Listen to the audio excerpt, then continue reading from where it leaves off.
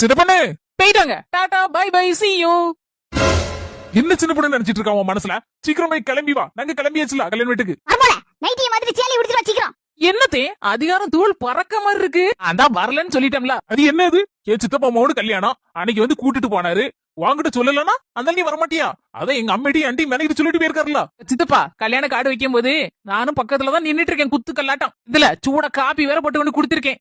என்கிட்ட ஒரு வார்த்தை சொன்னா அவர் என்ன குறைஞ்ச பேரப்படுறாரு. அதிகாதர் தலைவாசல் மிதிக்க வேண்டாம்னு பாட்டுல எழுதி இருக்கு.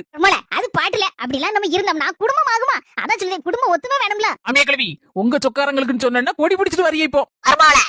அம்மியா கிழவி போன மாசம் எங்க சித்தப்பா மோனுக்கு கல்யாணம் முடிச்சு அப்போ மேனகிட்ட எங்க சித்தப்பாக்காரரு சுருள் வச்சு வந்து கூப்பிட்டாரு. நானும் நீங்களும் வீட்டுல இருந்தோம். மேனகிட்ட வந்து கூப்பிட்டுட்டு உங்க மோமன் எங்கன்னு கேட்டாரு. அப்ப நீங்க ஆபீஸ் போயிருக்கான்னு சொல்லி சொன்னீங்க. உங்க முன்னால வச்சுதானே 10 நேரம் உங்க மோனுக்கு போனுக்கு மேல போன் போட்டாரு. உங்க மவன் எங்க சித்தப்பாக்காரரு போட்ட போனுக்கு எடுக்கவே இல்ல. உடனே கல்யாணத்துக்கு வாருவாங்க. அவர் கல்யாணத்துக்கு வந்தாரா வரமாட்டேனாரு. அப்ப நீங்க என்ன சப்போர்ட்டுக்கு வந்தீங்க? சித்தப்பாக்காரரு என் மோவன ஆபீஸ்ல தேடி போய் சொன்னாரா? சொல்லல. அதனால கல்யாணத்துக்கு போக வேண்டாம்ல அப்படின்னு சொல்லி கொடுத்தீங்களா? இப்போ உங்க மோனுக்கு ஒரு நியாயம், எனக்கு என்ன ஒரு நியாயமா? சின்ன பண்ணவனோ பைத்தியக்காரி இல்ல. கல்யாணத்துக்கு போறாங்க 2 பேரும் போவாங்க இல்லன்னு பேச வைக்கிறீங்க.